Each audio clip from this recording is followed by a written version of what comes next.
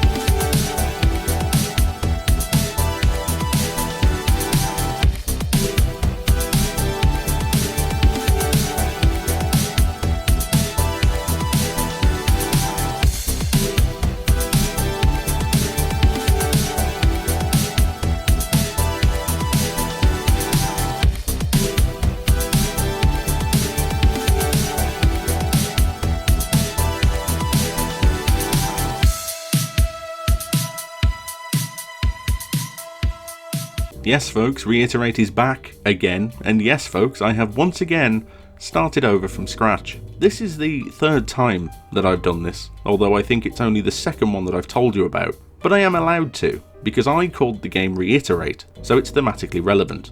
But before we cover what's in this new version and why it's so much better than the old one, we need to cover the problems that killed Reiterate in the first place. Alright, we don't, but we're going to, because this is my channel and I said so. So shh. When last we left the game, there was an alpha demo that you could all go and play for free. It's still there actually. I don't recommend it. The point of the demo was to get hold of some feedback on the basic movement, physics, presentation and level design before I went on to develop the rest of the game. Surprisingly, this was a really good idea, because it murdered Reiterate. I got a lot of feedback, and I mean a lot. It ranged from helpful and insightful to misguided and downright petty. But that's all fine. So, brilliant developer that I am, I set about fixing the problems that people had highlighted, and I got really tired really quickly. Oh my god, it was so tedious. The first problem was in the basic physics. I couldn't get coyote time, which has apparently become a requirement for all 2D platformers from now until eternity because Celeste is the zoomer equivalent of Mario 3, to work properly. I suffered and laboured and it just didn't want to happen at all, so I put it on the back burner and moved on. But the thing that bothered me the most wasn't actually feedback that I got directly from people. Instead, I watched and spoke to people who were playing the demo, and I realised that a good 3/4 of them were playing on the lowest graphics setting. I will remind you that the lowest graphics setting looked like this. That just didn't sit well with me. I think most game developers want as many people as possible to play their game with the ideal vision that they started with. I've said before that you can't force players to play the way you want, but I meant that in the context of things like playing a survival horror game in a tiny little window in the middle of the day with the curtains open and a podcast on in the background. Not that all of your players are going to be on a Windows 98 laptop with a Pentium 2 and 64 megabytes of RAM. Fixing this would be a bigger problem than coyote time was, and that was already giving me an aneurysm. I'd need to redo the resolution, the graphical effects, the size of the sprites, and so much other stuff at once. The good news is that I got the difficulty right. I know this because nobody liked it. About half the people who played the demo said it was too easy, and the other half said it was too hard. So by the law of averages, that's about right. Then there was the You might remember some time ago I put out a video about my old games, things I'd made for game jams and whatever when I was still learning how video games worked. And in that video I covered a game called The Best of Us, which was an ugly, multi-genre thing with an obscenely over-the-top science fiction plot narrated throughout, inexorably tying the story to the gameplay as a major part of the experience. As it turns out, I've made a lot of games like that. In fact, one of my most popular ones that I made with Jay is just a normal physics-based golf game, but then I put some ridiculous comedic narration over the top.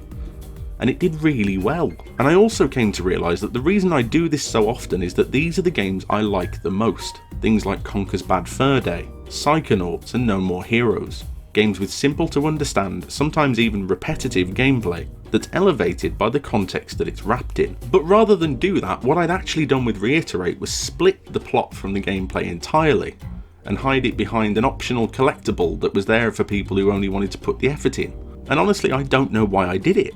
I think it was something to do with what inspired Reiterate in the first place. Games like N+, Love and Super Meat Boy that have either minimal or absolutely no plot whatsoever. But this meant that not only was I not being true to myself and making what I enjoy playing, but I also ignored the obvious. Celeste has the plot unavoidably sewn into its fabric, and as we all know, Celeste is the best 2D platformer ever made.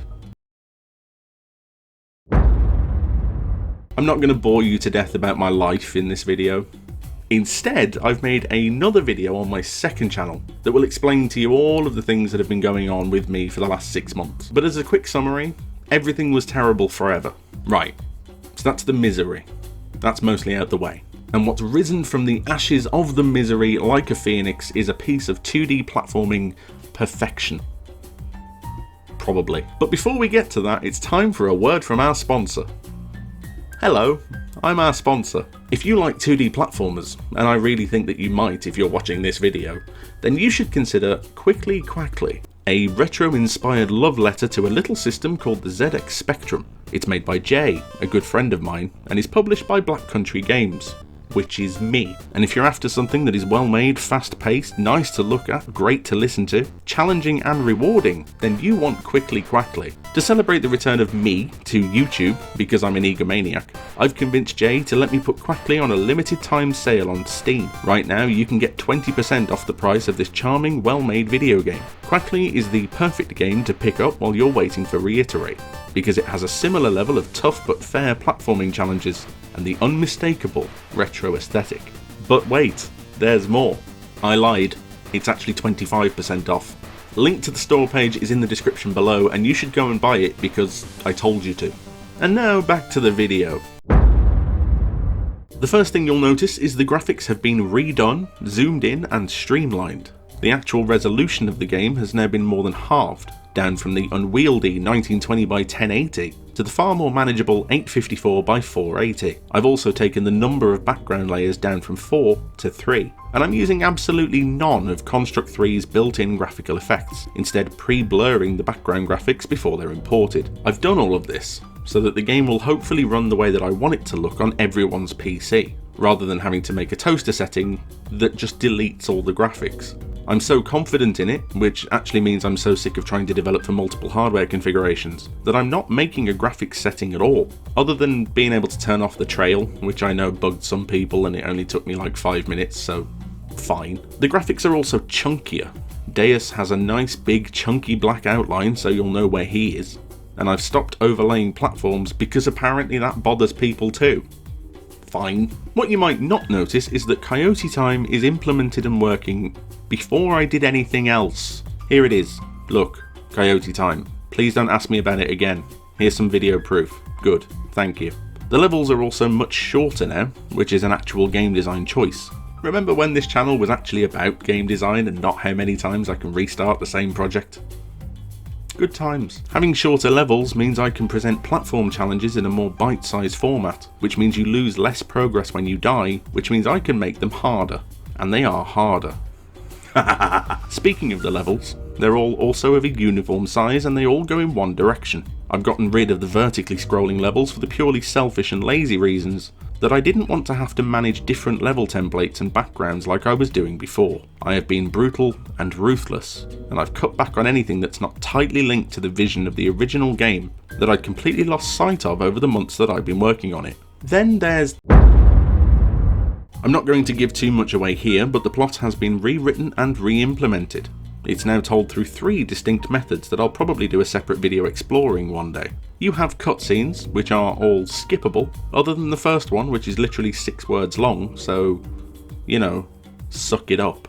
You've got the unlockable diary snippets that I had before, except I've now renamed them Devlogs as a nod to the game's origin on this channel. And you've got what I would call background noise, which isn't so much environmental storytelling like you'd find in Metroid or Bioshock or whatever, but takes the form of dialogue snippets strewn around certain levels like tutorial text, except it's related to the plot. Basically, you can no longer ignore the entire plot, which sounds like a bad thing, but is actually integral to the kinds of game that I like both playing and making, which is good. I've also made a pretty substantial change to the old accessibility feature.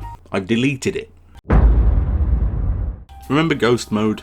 The screen would go all staticky and weird and you could just float throughout the levels. Ironically, Ghost Mode is dead now.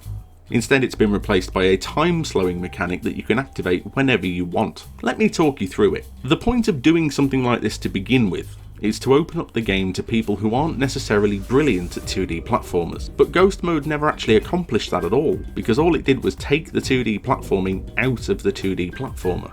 What we've got now is a toggle button that slows the passage of time down to 1/3 of its normal speed. This is a much better idea, because now you still have to do the platforming, but you've got 3 times as much time to plan and execute your jump. Playing in slow motion will help you to see exactly when you should move and jump, as well as what kind of cycle the level hazards are on. What's important is that you still have to actually do the platforming, so you can't just skip over it, and I think this matters because rather than accessibility being about skipping the whole point of the game, it'll instead give you sort of training wheels, so that people who are struggling on a particular section can learn and grow, which will obviously make them better people, which will improve the overall quality of the world, which will lead to me being nominated for a Nobel Peace Prize. Obviously. So that's a conversation about how we've made the game easier. But what about if we wanted to make it harder? Well, that brings me on to... Black Edition is a game mode that I've named after myself because I'm an egomaniac. It's actually just the game's 69 levels over again, but harder. To make it worthwhile, it has different cutscenes and its own dedicated speedrun mode, but it's optional and removed from the main plot, so you won't miss out if you don't want to do it. There's a couple of reasons I had to make this. The first is that I worry the main game isn't long enough. Some people, even if they enjoy a game that they've bought, will refund it on Steam anyway just because it took them less than 2 hours to complete. So I wanted to come up with a way of at least mitigating the effect of those people. More than that though, I advertised the game as having 69 levels.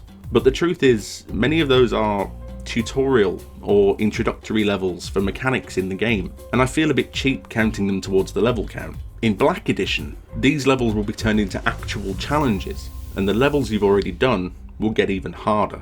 The way that I've designed this, and the real reason I've named it after myself, is that I start with a recording of me playing the game. I then look at the route that I've taken through each level and how comfortable I've become in completing that level. Then I put down a spike.